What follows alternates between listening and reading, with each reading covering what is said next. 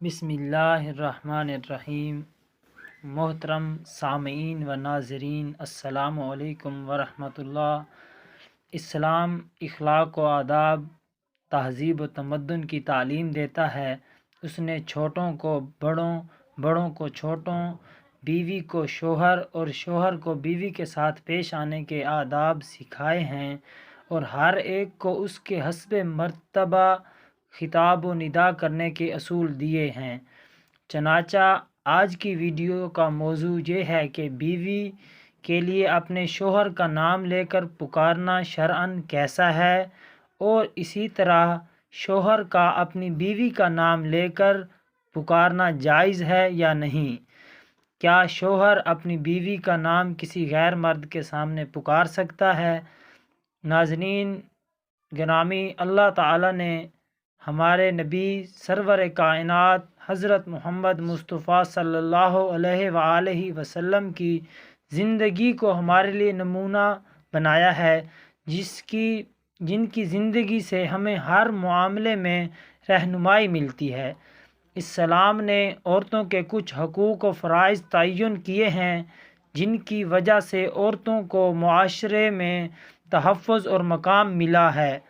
حضور صلی اللہ علیہ وآلہ وسلم حضرت عائشہ صدیقہ رضی اللہ تعالی عنہا کے رشتہ ازواج کے بارے میں بات کرتے ہیں کہ حضور نبی کریم صلی اللہ علیہ وآلہ وسلم کس نام سے انہیں بلاتے تھے، جس سے معلوم ہوتا ہے کہ اپنی شریک حیات یعنی اپنی بیوی کو کس نام سے پکارا جائے، یعنی کہ اس کے نام کے علاوہ کسی اور نام سے اسے پکارنا جائز ہے یا نہیں، اور اگر جائز ہے تو حضور اکرم صلی اللہ علیہ وآلہ وسلم حضرت عائشہ صدیقہ رضی اللہ تعالی عنہا کو کس نام سے پکارتے تھے۔ ناظرین گرامی، بعض لوگوں میں یہ مشہور ہے کہ عورت اگر شوہر کا نام لے تو اس کا نکاح ٹوٹ جاتا ہے۔ یہ بالکل غلط بات ہے، بلکہ یہ بات لوگوں نے اس لیے گھڑ رکھی ہے کہ بیوی اس بات سے ڈر کر ہی شوہر کا نام مت لے اور دب کر رہے۔ بخاری شریف کی حدیث نمبر 1832 میں اس طرح ہے کہ نبی کریم صلی اللہ علیہ وآلہ وسلم نے حضرت سلیمان رضی اللہ تعالی عنہ اور حضرت ابو درداء رضی اللہ تعالی عنہ کی آپس میں اخوت قائم کی اور انہیں آپس میں بھائی بھائی بنا دیا۔ تو ایک بار حضرت سلیمان رضی اللہ تعالی عنہ حضرت ابو درداء رضی اللہ تعالی عنہ سے ملنے آئے۔ حضرت سلیمان رضی اللہ تعالی عنہ نے حضرت ابو درداء کی بیوی کو پراگندہ اور کام کاج والے لباس میں دیکھا تو کہنے لگے، یہ کیا حالت بنا رکھی ہے؟ تو وہ کہنے لگیں، آپ کے بھائی حضرت ابو درداء رضی اللہ تعالی عنہ کو دنیا کی حاجت اور ضرورت ہی نہیں، اور نہ ہی میری اتنی دیر میں حضرت ابو درداء رضی اللہ تعالی عنہ بھی آ گئے اور ان کے لیے کھانا رکھا گیا۔ تو حضرت سلیمان رضی اللہ تعالی عنہ کہنے لگے، بھائی کھاؤ۔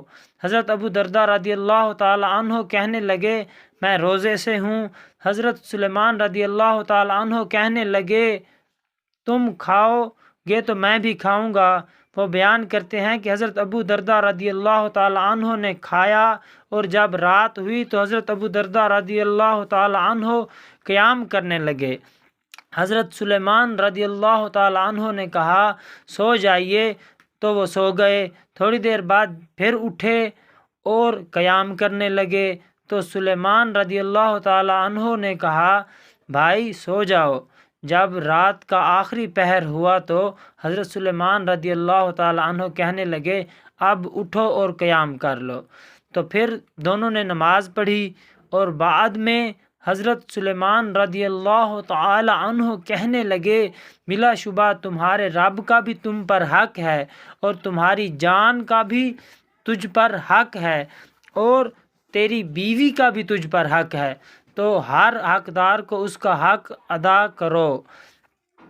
حضرت ابو درداء رضی اللہ تعالی عنہ نبی کریم کے پاس آئے اور سب کچھ آپ صلی اللہ علیہ وآلہ وسلم سے ذکر کیا تو نبی کریم صلی اللہ علیہ وآلہ وسلم نے فرمایا سلیمان نے سچ کہا ہے، تیری بیوی کا بھی تجھ پر حق ہے۔ اور یہ حدیث بخاری شریف میں موجود ہے۔ حدیث کا نمبر جیسا کہ ہم پہلے بتا چکے ہیں 1832 ہے۔ محترم سامعین و ناظرین، دیکھا جائے تو کسی بھی حدیث یا تفسیر میں ایسی کوئی مستند روایت نہیں موجود کہ بیوی اپنے شوہر کا اور شوہر اپنی بیوی کا نام لے سکتا ہے۔ عورت کو اپنے شوہر کا نام لے کر پکارنا جائز تو ہے، لیکن خلاف ادب ہے۔ جیسے بیٹے کا اپنے والد کو نام لے کر پکارنا، یہ خلاف ادب ہے۔